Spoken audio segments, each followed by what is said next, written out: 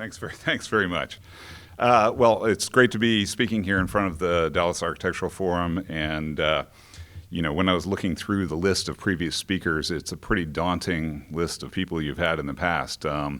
It's really an honor to be in the presence of a group like that. I would like to thank John Sebastian and David Hocker, who are friends, and I work with them a good bit, and I'm working with them currently, as well as Nate and Brad Bell as well. So thanks to everyone for inviting me. It's interesting to be invited to talk here. You know, when I first was invited to come, I was talking to Nate about what type of lecture, would be appropriate for something like this. And he told me that really people want to see your work. They want to see the history of your work. And although I've been asked to speak a lot in the past at different places, whenever I've been given the choice, I never speak about my own work. I always have other topics that I'm interested in. So I've given lectures about, space flight history or a whole host of topics, but anything other than to do with my work. And I've never actually done a comprehensive overview or looked back at what I've done in the past. So it was a really interesting chance to go through that and see what we've been working on. The kind of thing I talk about before, and this is a lecture I've actually given in Dallas, is House of the Future. So it's a topic that really is close to me and interests me, and it's talking about houses of the mid-20th century. Something like things like the Buckminster Fuller-Demaxian house, which was, started in the 1930s, but really a post-war development, kind of a beautiful thing. Disneyland Monsanto's House of the Future from 1957, which was, although it's a Disneyland, it was really cutting edge. It was designed by MIT professors and really got into a lot of construction techniques that were truly futuristic for the time. Or the Futuro House, which you may be familiar with because there's one in Royce City just outside town that's rotting away, which I heard it's being restored. This is a restored version here. And then finally, things like in the 70s, Xanadu, which was a spray foam house that was done with inflatable plastic structures that were then sprayed with insulating foam, more or less. But getting away from that kind of topic and trying to talk about my own work, I was like, how does those kind of topics that I'm fascinated with relate to what I do? And that's where the thing came. So I started to look into, what was the real house of the future from, 100 years in the past? And if you look at houses that were built, cutting-edge houses from the 1920s, 100 years ago, it was things like this, Rietveld Schroeder House, or the Barcelona Pavilion by Mies van der Rohe, or Villa Savoy from Le Corbusier. And in fact, when you start to take a look at these, if you took an image of Villa Savoy, say, and you put a hipster couple in front and some kids and a dog and a Tesla, it fits right in the cover of the Dwell. It really is. There's a certain timeless quality to this that has lasted for 100 years, and I think there's enough in there to keep going. And that's what really, I think, inspires our work is, what was once futuristic has become a thing that has had a lasting quality, a certain type of modernism. And that's what I'd like to show you in my work. So what I've done is kind of, as I look back through our work also, I've noticed that we do our built projects, but we also have always had in our practice a group to do experimental projects, and we've done a lot through the years, and I've kind of forgotten a lot of them until I looked it up. So what I'm going to do is switch back and forth between our experimental, ephemeral projects and our built work, which we consider timeless, and it's kind of this back and forth, and it's interesting to see the interplay of how these work, and it might make the lecture more interesting than just seeing a lot of projects in a row. I'll start with a built project. This is one of our first as we started to become known, and this is not the house. This was the house was on the property prior, and the project started as a client coming to us for a kitchen and bath renovation. And slowly over time, more and more got taken away, and they wanted new design until this is what resulted from that. What was kept of the original design is the footprint shape, because in New Canaan it was required that really you couldn't expand anything there. So we had to keep that U shape, but fortunately it worked. And it worked to a great advantage in something that was, frankly, developed or at least expounded upon a lot, which is you want to drive and make a procession around your house before you actually get to the main entry. So here you can see with the driveway, you see the house from what is its front, where the entrance isn't, and you curve around to the back, and then you come to the primary entry. So this is sort of from near the primary entry, and you enter in the center of that U-shaped space, and it's all glass. You enter through a glass pivot door, and then when you finally get inside, it's this boom of all glass looking out at the tree canopy, and it's because that entry floor is the second floor of the house. So it's like you're floating in the treetops. This was done long enough ago when these were the largest window sizes you could get. They were 12 feet by, say, 9 feet, I think, something like that. Had to be shipped from Canada, which was the only place they were made and everything. So this was kind of a leading edge project of its time. Now you can get things much, much larger. But the great thing about it is you don't need much art in a house like this. The changing of the seasons really becomes the art. And we have a little balcony on the outside so you can actually participate in that. All the rooms on that upper floor have the same attitude towards it. It really becomes the primary focus of the house is the exterior. But then when you come back to the interior, there's a hidden stair behind this fireplace that you can go down and then see the landscape from a different point of view where you're in a cozier space, lower ceilings, but you're at the forest floor. So you get kind of the low landscape and the high landscape, and there's a procession through the house. The forms here are where we started to work with this timeless mode of cutting the number of materials down to a minimum, really using, in this case, glass and stucco and a little bit of wood, and that's really it. That's the palette. And using lasting forms. Even subsidiary buildings on the site, the pool house, use that same form. Here you can see them in combination where the main house is to the right and the pool house to the left. It's like a little piece of the house has been sliced off and slid across the pool and really forms a coherent composition. And what also we're interested in is how the landscape participates in the procession through the house. So there's this internal procession where you're at the treetops and you work your way down to the forest floor. The same thing happens on the outside of the house where you're up at the pool level and then you work your way down this staircase on the outside to what the clients call the Lower East Side. It's on the east side of the house, but it's a fire pit, intimate kind of fireplace. And then you can flow back into the house. So there's this multiple circulation paths in the house. And I recently went back. I recently went back to the house, actually 2 days ago. There was a tour there, New Canaan Modern Architecture Tour. I got to see it again for the first time in I think 15 years, and it still looks fresh. They keep it in immaculate condition, so I have to thank the clients for that. But it really is holding up, and I think that's what makes me the most pleased about it is that it does start to get into this timeless mode of keeping things very simple and true to their nature, their materials. I'll move on to, these are going to be as experiments. These are the experimental projects. This is the Zero House, one we did at around the same time that we did that New Canaan house quite a while ago. The idea here is that it's taking everything that's become kind of common now, which is the idea of prefabricated small homes that are transported to a site and dropped in place, of something that's totally self-sufficient, that has photovoltaics and runs itself. Trying to combine all of that into one unit here. So you can see here, we even had a system where the photovoltaic arrays collect water, which then feed into a cistern and did cutaway sections of it. Here you can see, though, the water on the photovoltaics feeds the water into these tanks at the top of the house, which then, by passive pressurization, feed all the faucets and things within the house. And then below there's a waste processing unit. So it's all kind of built into one and has 4 helical anchors that anchor it into this ground. So there's very minimal touching of the ground. The plan, really simple. It's 650 square feet, and it's in this cross form, so you get lots of exterior decks. You have decks at the entry, but then on the second floor, the bedrooms link onto decks of their own.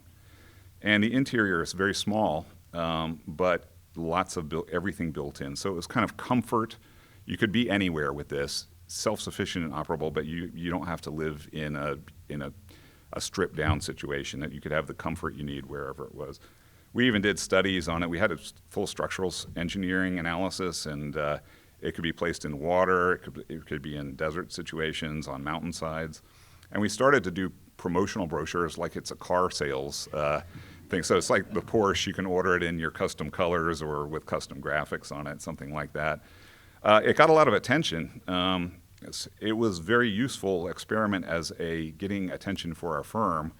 And we started down the road of talking with developers about it, but the cost at the time was what did it in.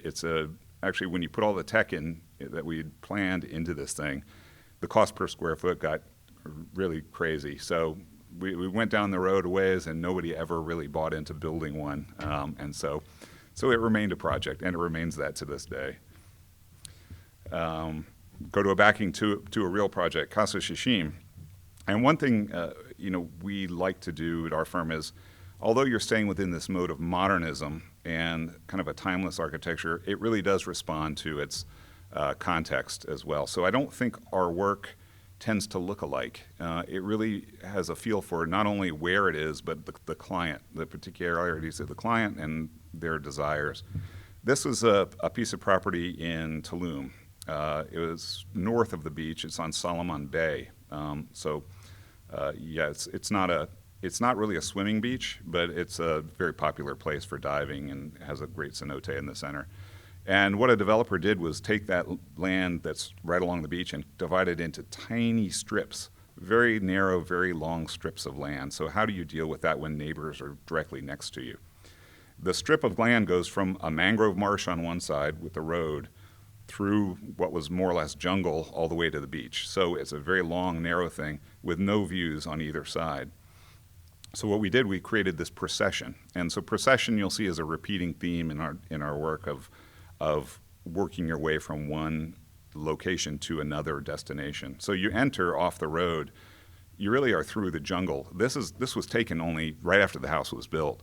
And right now it's so thick you can't even see it. I would, in fact, if you're interested in this house, there's a Netflix show that was just released. It's called World's Greatest Vacation Rentals, and they rent this out. So there's a segment on it about this house, and you can see what it looks like today, fully grown in. But the idea was you proceed through the jungle, and then there's a clearing in the jungle, and the house, you enter into the house, and you kind of don't even know you're entering into the house. It fully opens on both sides all the way through. So the house is perceived around you a little bit. As you move further into the house, though, you can start to see that it creates these great apertures that frame view out towards the beach and back towards the jungle. And the interior is detailed with all local materials. The tile on the right-hand side is locally made, and the owners actually designed it with the local craftsmen. The wood is all harvested locally, and the furniture was all built, on site. The couch and some of the other furniture here is concrete. And the reason for that is storm surges. The idea is that it's a very low house. It's not raised very high off of the beach flood level. And when hurricanes come through, the storm surge can just flow right through the house, and you can hose it off, and you're good as new. And the wood is water resistant as well. Using local craftsmen in this was important. They do beautiful limestone wall work there with these kind of waves. This is found all over the Yucatan.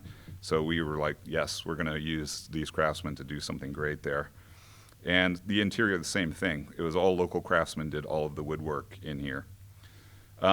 The way you close the house off, there is a mosquito season. It's very temperate year-round, but during certain times of the day, you get, for about an hour, you get mosquitoes. So they have so there are these closing shutters that can close the entire house off, and they have people on site that will close the house off and then open it back up an hour later when the mosquitoes go away. So these allow some ventilation, but they also have screens in them. The second floor, where the bedrooms are, most of the bedrooms are, it follows the same mode. They open completely to the exterior, so you get this kind of view when you're in bed at night. I was lucky enough to stay there once after it was first completed during a major tropical depression, and left this wide open as the water just blew in and blew through while you're in bed. It was pretty amazing. So it's quite an experience.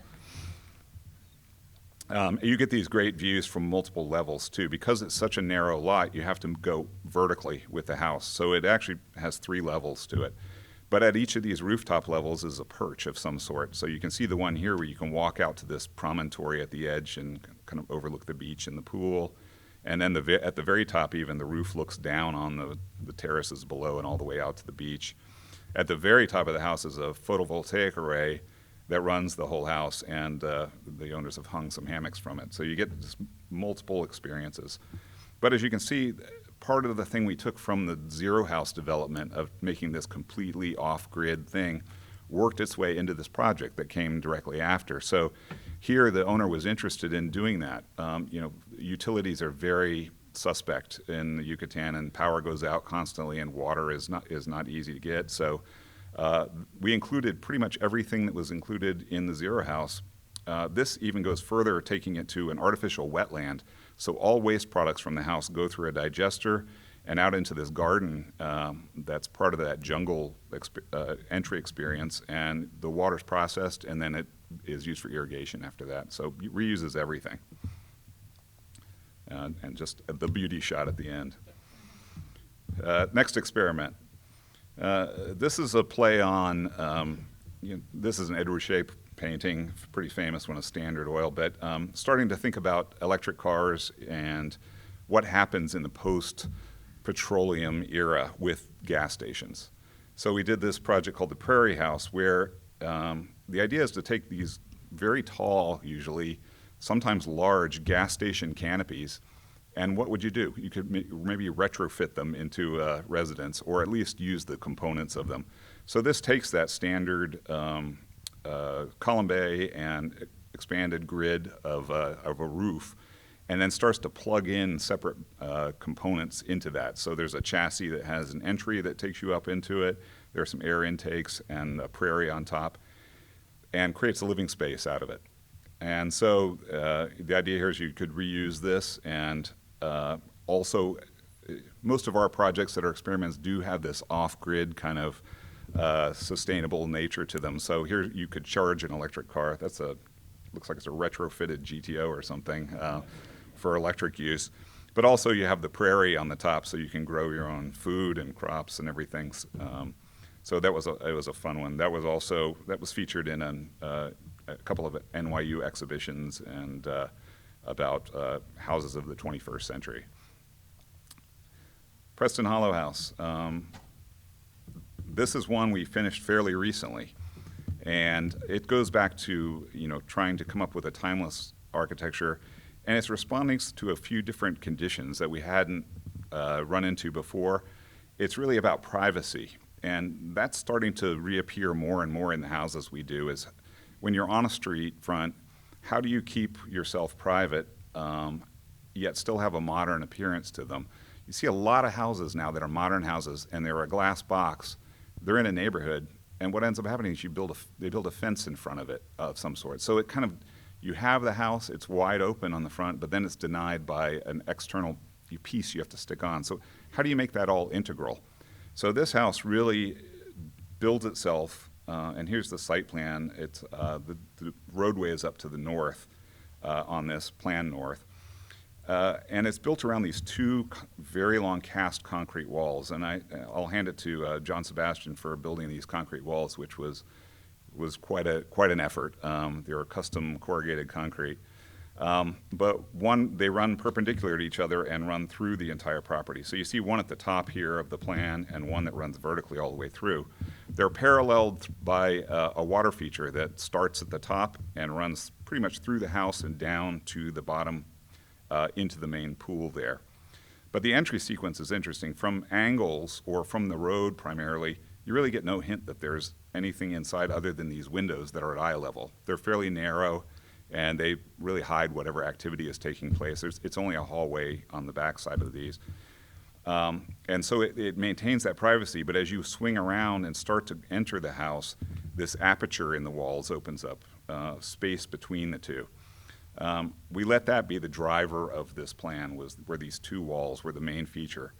Then we kind of held everything off of those, allowed the primacy of those to really have impact, and then pulled the roof off as a floating plane. So you can see there's a clear story window area between the concrete walls and this floating plane roof that hangs above. And that floating plane, it was designed around sun angles. So it cantilevers in 15 feet in some directions in order to just prevent direct sun from coming into the house itself. So it all has a functional purpose, but it's also a very beautiful thing. So as you enter, you don't come straight into the house, but you come into an interstitial courtyard. And the courtyard has the water feature that comes through. You can see on the left with a waterfall that comes down and a Japanese maple, but also an impluvium in the center, which is something derived from Roman houses, where water was collected and rained down into a cistern below for storage. Here it acts just for irrigation, but it's the same idea of allowing light and air into this central space and really emphasizing the transparency of the whole house with glass. Here you see it from a different angle where you can see through the entire house, and this does use some of the largest glass available at the time of its construction. You can see those huge pieces are 20 feet or so long. As you get to the interior of the house, that corrugated concrete reappears as features in some areas. So the fireplace, for instance, is made of that. And that just wanted to show some of the detailing on that, which was an amazing process where the corrugations, it was done in a repeating series of formwork patterns that were then put together in sequence, handcrafted at the site, put together in sequence, and then the concrete was poured on those and then stripped off and the concrete finished. So it provides a really beautiful texture, great sun angles as they're hitting it. You can see here on the left, the kind of, as the sun hits it in different ways, you get a different effect. But then allowing some areas of the wall on the back side of this corrugation to be just standard smooth concrete. So you can get a lot of work out of the concrete by texture and the way it's used and how it flows from interior to exterior. Here you also see it in the dining room, all the elements coming together where the textured concrete from outside becomes smooth as the window system plugs into it, and then you get the clear story window above, allows a lot of light into the living room. It's really, again, bringing the exterior to, or the outside to the inside, and creates a great bright feeling in there. And that occurs again in every room. We really thought about, how you do it. The bathroom here looks like not much privacy, which it doesn't have. But we started to think about the timing of how the clients use each of these spaces, and this is the master bath, and it overlooks the backyard. The time you're using that bathroom and need that privacy isn't the time when you're hanging out on the outside yard, too. So it works with the rhythms of how people use a house during the day. And I don't think that's thought about enough, because you think of bedrooms and, worrying about lots of how the light and everything works in a bedroom. You're only in a bedroom for a short period of time when you're awake. So thinking about it doesn't have to have this amazing sun angle at all times. It only needs to do it during the period when people are going to be using those spaces. This is the view again from the bathroom. It really does open up, and it's a nice David Hocker landscape in the back. Also the idea was not only that entry courtyard as just one, but really bringing courtyards to allow light into every room in the space. So there are these small internal courtyards as well, and things like the guest room look into that. These trees have grown up and provide a lot more screening, so really trying to bring them all together with the landscape. Here's the view of how the concrete works with other parts of the house, the frame structure of the roof and the floor, and then really highlighted by that concrete. And then a view from the backyard. This is where we had the most sun angle, need for protection. And so the cantilevers got really huge on this side, but it really provides a dynamic look to the whole thing. And then at the back also, from a different angle, you can kind of see how the wall terminates in the pool at the back, becomes this element that floats and hovers above the pool. So again, I think we, using concrete, a lot of the people who first used concrete architecture, not first used it, but used it in a decorative way like this during the brutalist period, a lot of them like to render their houses as ruins. It was important to them to think of 200 years from now, what would this look like as a ruin?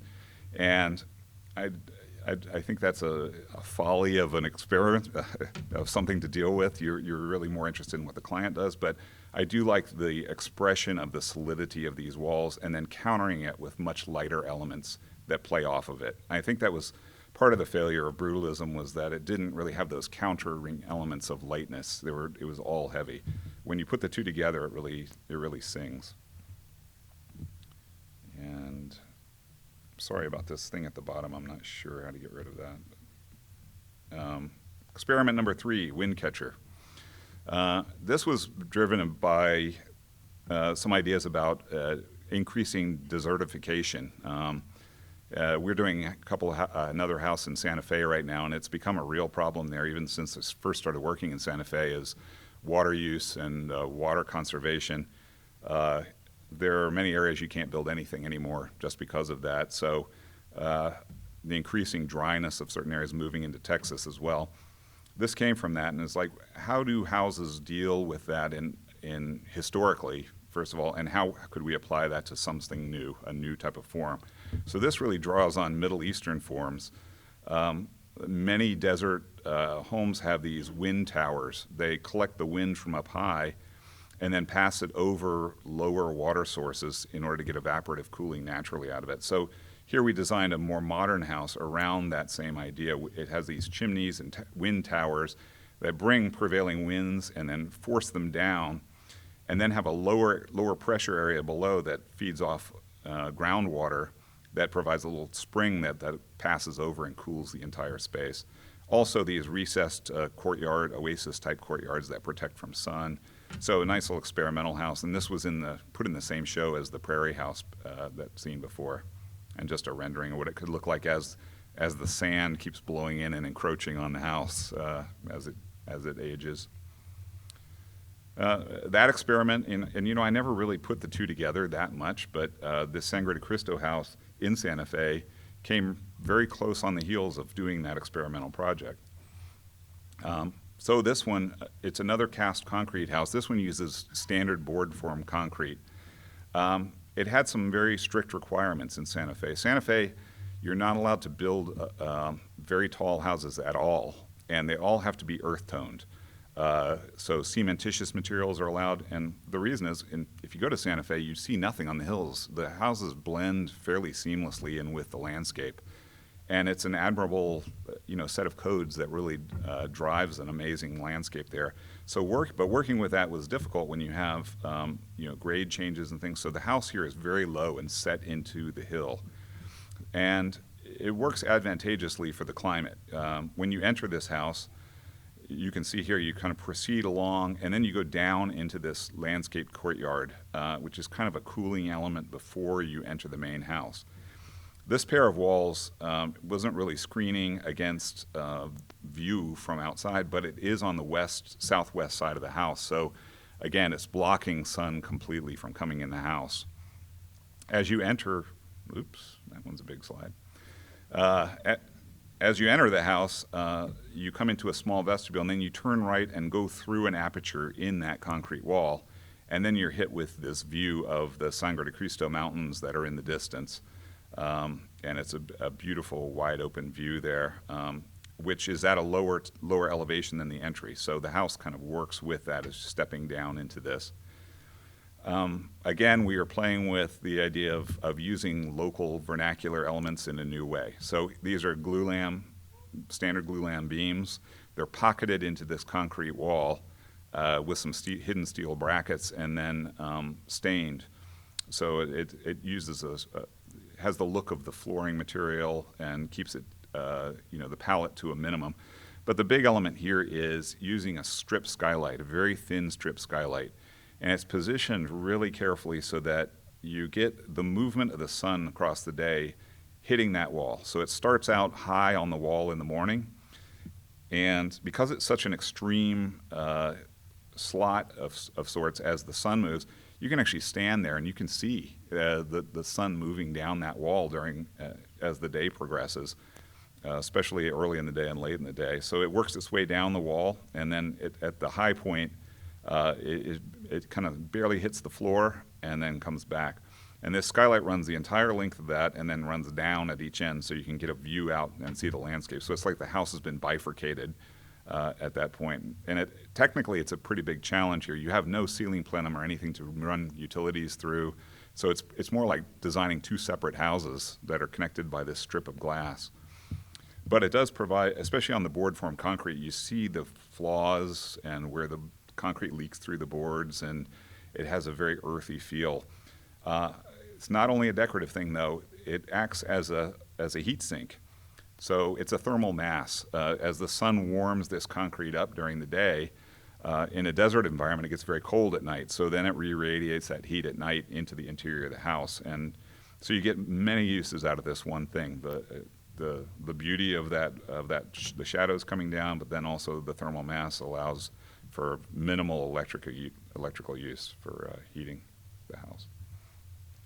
Just a few more views here. We like creating more apertures and opening the corner up to really engage the exterior on this, and making small exterior courtyards again where you feel a little bit more protected from the sun, and using appropriate landscaping to go along with that. Allowing these walls to extend beyond the house themselves, like we did at the Preston Hollow house. This one extends across and frames a view of the Jemez Mountains, which are further in the distance. So I love the idea of it being, the house being more land art than anything, where it doesn't just enclose the house, but it expands into a landscape and becomes other things as it works its way across the site. And then from the back, where you see the mountains, you have this large portal shaded as a terrace. The two white cubes there are the bathrooms, which are set down and have clear story windows in them.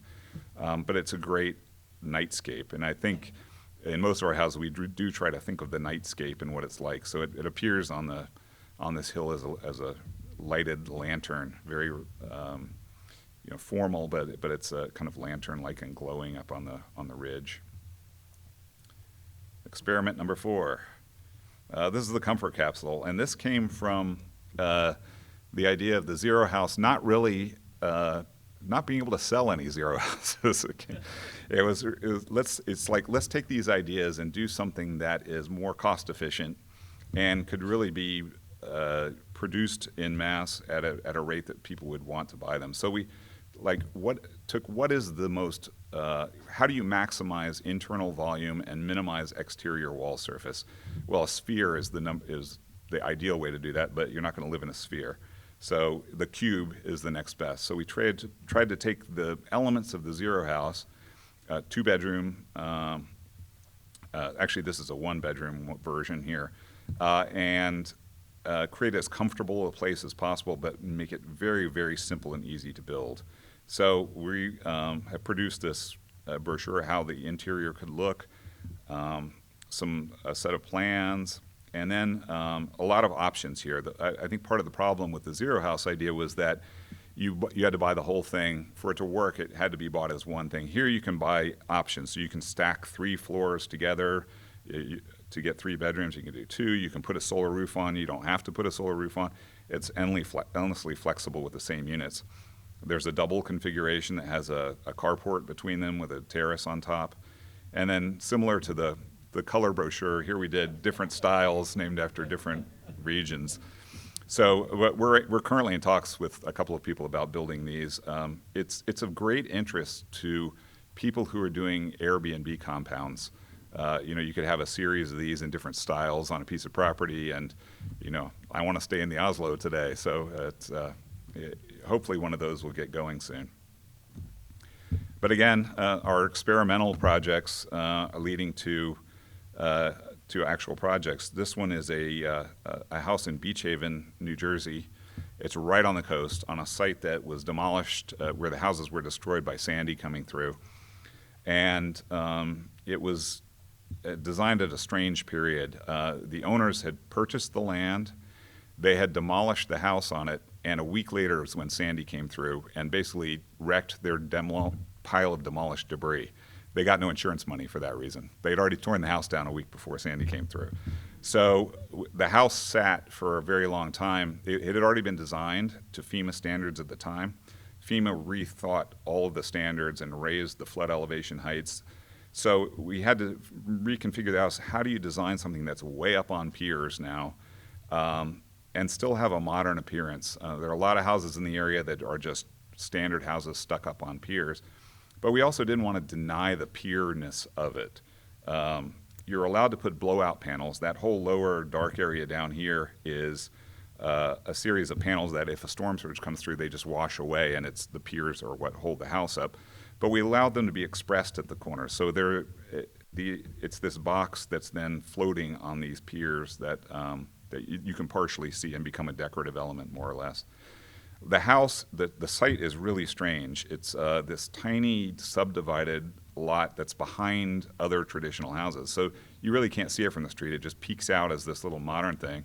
And then when you see it from the beachfront, it really doesn't match what's going on in the rest of Beach Haven. But it's become, Beach Haven is not the most progressive place architecturally, but it really has become a tourist attraction of sorts that people drive by, and now other people have started to build modern houses in Beach Haven. So it's really become a driver. I think they see the advantages of having large amounts of glass, great terraces, and a lot of connection with the beach, but still feeling like a part of where it is. Using cedar siding that's stained, it does still feel like a beach house. It's certainly alien to what's next door to it, but it doesn't feel totally alien to the environment. The plan of the house follows the site buildable area exactly. It was 1,250 square feet, and the house is 2,500 square feet, so it just takes that and stacks it. So what do you do when you're stuck with, it's a box with a little L off of it. So we took the little L shape and turned it into a staircase that has glass on both sides. So it becomes sort of a see-through element as you're driving up, and really expresses the two-story nature of it and the progression up and down in the site. This is not a high-budget house. It was fairly low budget, in fact, and the interior is small. So we did some tricks here to really expand the feel of the interior, and one, again, is use of clear story windows. You had neighbors pushed right up against you, so you couldn't really have full windows looking out that way, but this little slot of window that's up above allows a lot of light in, and really the view angles aren't enough so you can really see anything going on in there. And there's this great graded wallpaper we used on the sides that kind of makes it an art wall without having to have art on it. And then the staircase became the focus of what budget there was to work your way up, and it's really the only double height space. But you really get a great perception of the beach no matter when you're going up or down and working your way through. Just some other little features that I thought were fun. It's the tiny house, but they had 3 kids. So each of the kids' rooms is designed as this micro cabin of sorts with similar furniture, and they were able to pick what they wanted. One kid wanted graffiti, one liked pandas. So we kind of just did minor modifications for each of those rooms. And even the master bedroom is very small and minimally detailed. But my feeling is always when you have an amazing site and lots of glass, you really don't, a small room is okay. You can get away with some things you can't when you have small windows. So yeah, really like the exterior form. It even has a hot tub up on this terrace. So we packed a lot of function into this very small house. Getting into small things again too, this project is one we did a while back, but it really, it also got quite a bit of attention, was the Manhattan micro-loft. And this is the finished appearance of it. So it's this very tall, very tiny space that, again, tries to make the most use of the space, but does it vertically as opposed to horizontally. It's only 425 square foot footprint for this house. And this is what it looked like prior. It was a bachelor who bought it, didn't know what he was going to do with it, but he just liked it. It's at the top of a brownstone in New York. But it had a lot of vertical space, just very, very small, unusable, closed-in rooms as you worked your way up. It had rooftop access, too, so it was an advantage. So we took all of this out and created this little capsule that works its way up multiple levels. So you come up a few steps from the kitchen area into the living room, and up more steps into a bed, kind of this cantilevered bed platform that was supported out over the living room on these giant steel beams that had to be hoisted up from the roof, and then up again within the bedroom to the roof terrace on top. And some tricks we use to really increase the sense of space is create this micro kitchen where the countertop surface wraps around and actually becomes the hearth on the other side. So multiple use of these surfaces, all built-in appliances, so it looks sleek, and you don't have a lot of activity, visual activity going on where you see, refrigerators and other things. Keep it all as minimal as possible. And then for handrails, just use vertical cable, so it becomes really transparent and you don't have elements blocking you. Also, storage. We used every space possible. There's a Japanese idea of built-ins under the stair, kaidan dansu, and so we use that here where every space beneath the stringers could be used for storage. And when you have a space this small, every little detail counts. So doing things like projecting the edges of the treads and having the cable fasteners really be exposed underneath that and reveal between it and the cabinet doors. You could really get into micro, jewelry detailing here. And when you get up to the bed platform, you can see this is the other stair that leads up to the roof terrace, which is very small. And it also has, there are no closets in the house. This is the only closet. So you can, all the storage for clothing is in this one under stair unit. Experiment number 5. This one's just for fun. We got into a phase of, for some reason, doing bird houses and houses for animals, but we did a zero house condo for purple martins here. And for 1 year for Christmas, we gave our clients custom designed bird houses. And we did some very odd experimental ones too that this one, I don't know what we were thinking, but it was more to confuse birds, I think, than anything else. And we even got into ant farms. So we did the Stant Art Hotel, which was Lego and ant gel there. All of these were for auctions. There are a lot of auctions where they would like you to donate something, like they have Barkitecture in Austin, where you do a doghouse. Similar kind of idea here, but we did a lot of those. So it was a fun one. We don't do just houses. We also do other projects. There's a lot that we do. I'm not showing. We do a lot of office spaces.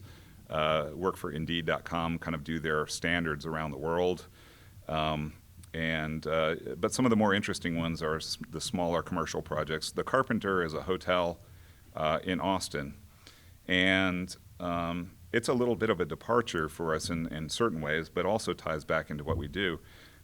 The nature of this hotel, it started on a lot that held a Carpenter's Union Hall, or holds the Carpenter's Union Hall. It was built in 1949, and it was built in a very, I guess it's called mid-century utilitarian. It really was not designed. It was sort of the carpenters went out there and built it, but it's kind of beautiful in its own way that it's so simple and so unprecious. The owners really saw the value in this, and when they got the land, they said, we're going to keep as much as we possibly can here. So you can see the lobby restaurant over here. That's the original Union Hall. And then behind it was a grove. Around it was a grove of pecan trees, heritage pecan trees, which you cannot remove in Austin. But a lot of them had died in this one spot. We did so many site studies to figure out how to position the hotel part so that it would miss every tree. And we did. We preserved every single living heritage tree on the site and worked it around that. It's amazing it worked out with a block form, which was a surprise in the end, but it worked out. And then part of the idea is also not make it consistent. Let's introduce some intentional inconsistency. So in the nature of the original Carpenter's Hotel. So this was a Carpenter's Hall site, but it's also had a lot of industrial storage buildings around it, but it's very close to a park, Zilker Park downtown. So the client really liked this idea of retaining the essence of that Carpenter's Hall, but doing something different with it, but also bringing in subsidiary structures that match some that were around it. There are a lot of storage Quonset huts in the area, so we used a off-the-shelf Quonset hut for this party pavilion. And here you can see them combined, how they work together in a visual symphony, kind of, but they're not the same materials. The Union Hall was renovated to a minimal degree, kept all the original doors. The interior is a restaurant. We kept the flooring, the same flooring. Those are the original trusses. Really put in furniture and cleaned up the walls and put a commercial kitchen in, but kept it similar to what it was before. They even kept the trophy case that the Carpenters Bowling League used to use to display their trophies. It's in the lobby now. It's sitting there, and it houses their souvenirs and things. But they really wanted to keep as much as character as possible. And then other elements that were in there were meant to be just as unprecious as the Carpenter Hall. So this little walkway that you walk outside from the restaurant lobby area to the hotel itself is just exposed steel trusses with corrugated plastic on top. Super common, minimal materials. The hotel is a cast concrete frame, but then inserted into that is a block that's terracotta block made by Dehanis Company. And it's a company that's been in business for 120 years, just west of San Antonio, and they've been producing this block. This is used to be the kind of block that was hidden, behind plaster or stucco, meant to be shaft walls and other fireproof walls. And here, we're leaving it exposed as a decorative element in there, but really playing with it. And then bringing in graphic designers who do a whole different take. We had a big fight on this sign where it says Carpenter Hotel. As architects, we wanted to do something minimal and sleek there, and they wanted this very decorative, 1930s looking signage. But I have to agree that they were right in this. It really does add to the eclectic feel of this place. Even the use of materials, you can see the Dehanis block used in many ways. It's used as wall surface infill here. Here we split it apart and used it as screen block for handrails. And then and these down here are wine storage tiles. They're usually stacked up, and you put wine bottles in them, so it's used as a handrail. These are oil drill pipe, which you can buy after it's gone through. They grade it as it's used more and more. It declines in quality, and they grade it to the point where it's scrap metal. And you can buy this, but we used it as screening for the parking garage behind, and it's very beautiful. It's full of vines now. So that's the overall effect. I think it's got a very modern architectural effect of pulling this stairway and separating it out from the bulk of the hotel, of allowing the vertical structure of the hotel to follow the room sizes, so very much form follows function there. But then having this decorative elements of this screen block, it works very well in combination. And it's actually, sometimes a client can change your view on architecture. I was sort of this devout modernist where doing things like this were not nature to me, but after working through it with the client and talking to them and seeing how people respond to this, sometimes it changes your view on things. And I love that kind of interplay and learning as you go along. The graphics here were also done by an amazing firm whose name is slipping me at the moment. I'm sorry about that. But they were just simply painted right on the architecture. So it does give this very, very casual, Austin-y character. The stairway in the center is the centerpiece, and we added some wood here. But part of it is experiencing the crudeness of this concrete. It was standard, not architectural grade, but standard grade concrete. So feeling that, working with the block, with the wood, it all comes together. And then it flows into the inside of the rooms as well. These are not fancy rooms by any means, but they allow that architecture to be expressed along with plywood and a few other materials. And you can see it here. It's fairly austere. There was one review on Yelp that I just loved, and it was like, it said, this hotel is great. It's as if a prison was done by Wes Anderson. Yeah, I took that as a compliment. So it's a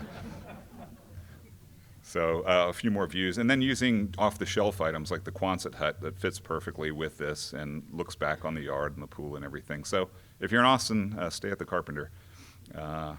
It's a fun place. I would not suggest staying there if you are not in party mode, however, because when you have these rooms that are concrete walls and floor, there's the sound echoing, and there's a lot of people partying at this place. So it does not absorb sound like a Marriott. Experiment number 6. This is one of our latest ones, and it plays back into what we did with the Preston Hollow house. It was done also at about the same time, but starting to get into this idea of, it really started to think about views back towards streets or where you're placing houses and why. A lot of houses have windows on sides that look at your neighbor 5 feet away and the blinds are always closed, or look towards the front yard that you really don't want people looking into your house. what if we go back to an earlier model, go back to a Roman model of the house, which has no windows? So we did this experiment stealth house, and it has no windows. It's just a big wall with a giant door in the front that's part automobile and part people entry, and that's it. But when you get inside, it's got 3 separate courtyards. Unlike a Roman house where all the rooms looked into a single central courtyard, this one it works more for how we want privacy today. So each bedroom has its own bath and looks into its own little private courtyard. And then the kitchen, living, dining, work areas all go around a major central courtyard. The entry also, this is assuming an electric vehicle that's clean, where you don't have to have a garage that's this horrible, smelly place where you store stuff. It could actually be a part of the flow into the house. And then the roof, using the roof in some way. So you have a photovoltaic array, you have an herb garden on the roof, a stair up, and here's like a drone landing pad in case you want your deliveries from Amazon at some point to come right to your house. So the idea here is you could use pieces of land that are unusable or even unzoned for residential living and do it stealthily.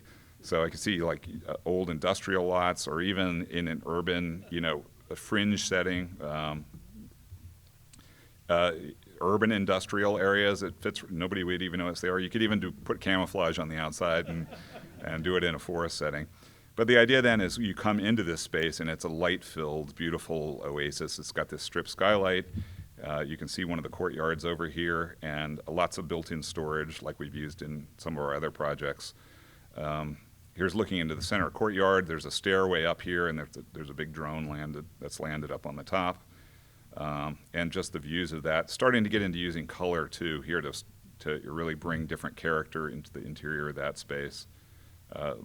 Like our Lower East Side fire pit, here's a flueless fireplace on the outside, and then a view from the bedroom where you could have, even these tiny, tiny courtyards, if they're detailed correctly and have oriented in a way that where the light comes in the right way, that it can be an amazing experience. And this project, I bought a piece of land in Austin that's a ADU lot, which is it's an alley-only access lot. You have no access from the street, and it's behind another house. The alley is not, it's gravel, and it's pretty rough, and I thought, perfect place for this. So I got it at a discount. It's in a great location, and I'm hoping to build this soon. We're working on it. Some other houses, Cliff House, number 1, starts to play into this idea of difficult environments being interesting. This is one that's in Weston, Connecticut. It's on a beautiful site overlooking a river, but it's on a strange site too. You have a road up at the top here, and then a very steep cliff that works its way down to where the house site is, and then down to the river at the bottom. So how do you deal with something like that? What we did was we really angled the house to look along the water as opposed to straight at the water. So we twisted it, and that followed the site contours as well, along with the pool. And the big move here was you'd enter from the street above the house. So the roof became a very important plane in the most important facade of the house. So looking down on it became important. And here we did a full green roof. We did not want to put this porch up here. That was a client insisted on putting that. We would have loved to have it all green terraces all the way around.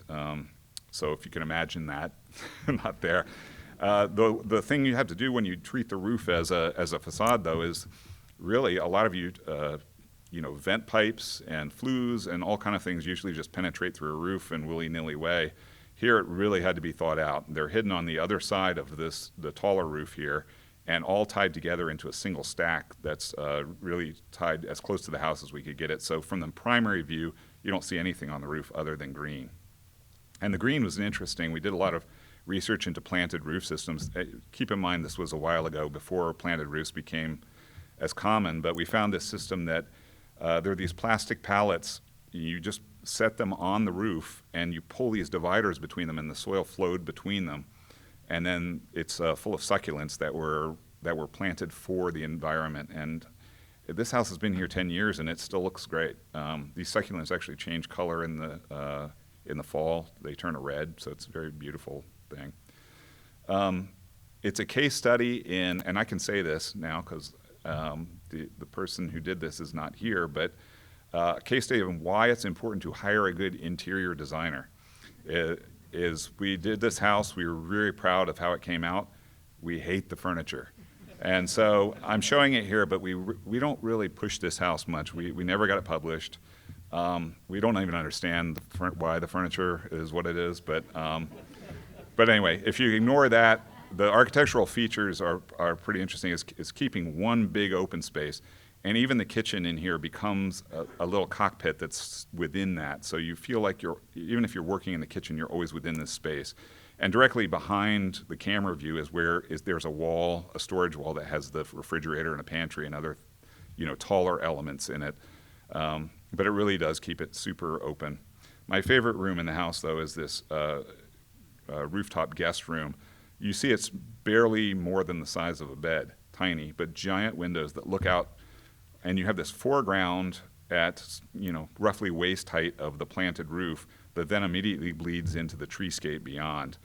And at night, it's a really beautiful thing. It's like a little airport control tower there that you're sleeping in, looking out on the forest. I really love that room. Another house we did similarly, Cliff House. This one's in Austin on Scenic Drive, and it sits on another site that's pretty similar to the previous one, but even more extreme. Scenic Drive to the right, and then Lake Austin to the left there, Lady Bird Lake to the left. And it's on this narrow sliver carved out of limestone. So you get the cliff wall on one side and the drop off to the water on the other, and you enter at the rooftop. So you can see here in section how the street comes down. You park on this terrace that is a big parking deck that's a structured parking deck, and enter through this small roof pavilion. This was actually an existing house, part of it. It was the most horrifying, scary thing to enter you could imagine. You would park on this parking deck and then have to walk down this ramp that led to the front door, which was done of boards that got very slick when it was wet. So there were a lot of accidents, horrible design. And then you can see on the right here, this is what it looked like from street level, nothing. So what we did, we kept the center part of the house, but tore the ends off and then built two towers on it that then worked their way into as entry pavilions. So you can see here what it looks like now. You come in, you go up, and you enter this little box that's sitting by itself on the river. And on the opposite side is a roof deck with an herb garden growing on it. So that's pretty much all you see from the street is this little box. But then when you enter and work your way in, you come down the cliff side. So the living room on one side opens up to the lake view, and on the other side you have the cliff face in front of you. So it's a kind of an amazing experience. And this owner has had very eclectic tastes in furniture and are big collectors. So the doors, everything throughout the house was some part of a collection of something they'd found and had meaning to them. The red wall even, it was a type of plaster that they loved in Italy and wanted to use in this. The stone was imported from Italy from friends that owned a quarry, all kind of things. So the flooring was the most interesting, though. They bought 15 years before the house was built, a bunch of logs that were dredged from Boston Harbor, logs that had been saturated with whatever was on the bottom of the harbor at the time, and had them sliced into flooring. 15 years before they built a house, and they just kept them in storage this whole time to use in this house. So you get this great dark grains coming through this very dense wood floor. So interesting working with them. And there's a secondary stair in the house, too, that works its way down this tower. Interesting ideas about wine storage here, that the wine is actually stored along the stairwell that runs all the way up through the house. And there are screens that come down on top of the wine when you don't have parties, so that it keeps them dark. So interesting way to work that in. Experiment number 7. This is a really different one. Sometimes you go places where you don't, that have nothing to do with what your ultimate, architecture is, and I think it's important to do for all architects to do that, to have interests way outside. This still ties into architecture, but it's something I've always loved is Coney Island. I have a really strong tie to the place. I've visited it when it was a wreck in the early 80s, scary, dangerous place. And there was a competition put on by the Van Allen Institute to what do we do with this piece of land next to the parachute jump. This is an original parachute jump here. So Coney Island has an incredible history. It's another thing I talk about in lectures. And what this was trying to do is just let's be as wild as we possibly can with forms. So we did it through kit bashing. And it's a technique where you buy a bunch of model kits and toys and just start putting them together in combinations. So we built this model. This is a physical model, not a computer model, but from car models. So the things you could tour or carburetor. We put a ride-a-ront in there where you'd eat dinner while riding on a ride through it with gun turrets above. Had this giant partial dinosaur that you could eat in and Japanese temples and things. So this was a really fun project. I'm not sure how it translates into anything, but it's sometimes important to get that stuff out that you can't do with clients, and maybe it'll work its way in. Maybe this will be the architecture of the future. Who knows? Learning number one. This is it. This is the last project. We do also do university buildings, and I'll just go very quickly through this. This is Doyle Hall at St. Edward's University, another cast concrete one. But what we did here was it was an existing pair of dorm buildings from the 1950s. They wanted to do an expansion and wanted to go vertically. When we said, let's not do that. Let's go horizontally and create a courtyard out here, because before there was nothing here. It was just a volleyball court and a basketball court that were not very well used.